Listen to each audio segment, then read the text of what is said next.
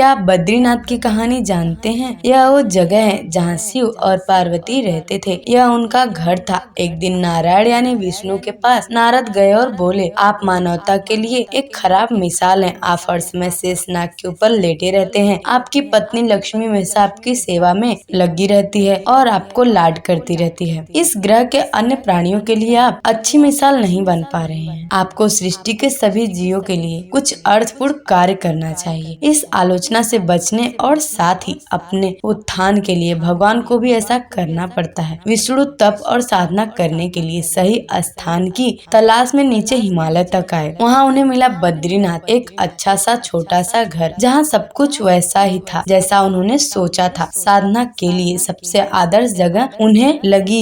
वह उस घर के अंदर गए। घुसते उन्हें पता चल गया कि यह तो शिव का निवास है और वह तो बड़े खतरनाक व्यक्ति हैं। अगर उन्हें गुस्सा आ गया तो वह आपका ही नहीं खुद का भी गला काट सकते हैं। ऐसे में नारायण ने खुद को एक छोटे से बच्चे के रूप में बदल लिया और घर के सामने बैठ गए। उस वक्त शिव और पार्वती बाहर कहीं टहलने गए थे। जब वे घर वापस लौटे तो उन्होंने देखा कि एक छोटा सा बच्चा जोर जोर से रो रहा है। पार्वती को दया आ गई। उन्होंने बच्चे को उठाने की कोशिश की। शिव ने पार्वती को रोकते हुए कहा, इस बच्चे को मत छूना। पार्वती ने कहा, कितने क्रूर हैं आप, कैसी नासमझी की बात कर रहे हैं। मैं तो इस बच्चे को उठाने जा रही हूँ, देखिए तो कैसे रो रहा है। शिव बोले, जो तुम देख रही हो उस पर भरोसा मत करो। मैं कह रहा हूँ ना, इस बच्चे को मत उठा। बच्चे के लिए पार्वती की स्त्री सुलभ मनोभावना ने उन्हें शिव की बातों को नहीं माने। उन्होंने कहा, आप कुछ भी कहें, मुझे कोई फर्क नहीं पड़ता। मेरे अंदर की माँ बच्चे को इस तरह रोते नहीं देख सकती।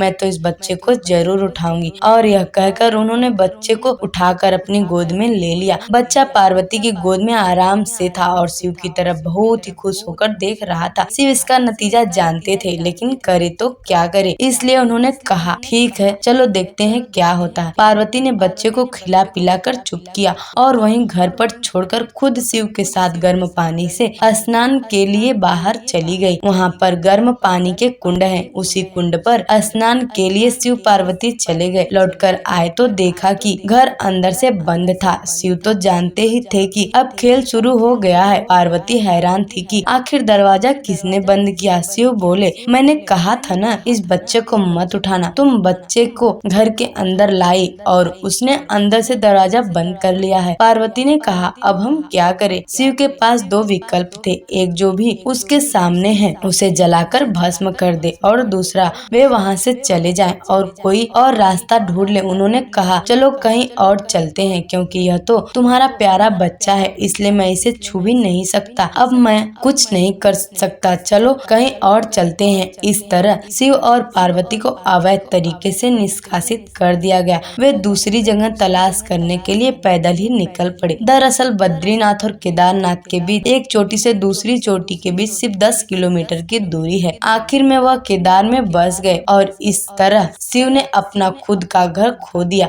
आप पूछ सकते हैं कि क्या वह इस बात को जानते थे। आप कई बातों को जानते हैं, लेकिन फिर भी आप उन बातों को अनदेखा कर देते हैं। नारायण नारायण, हर हर महादेव।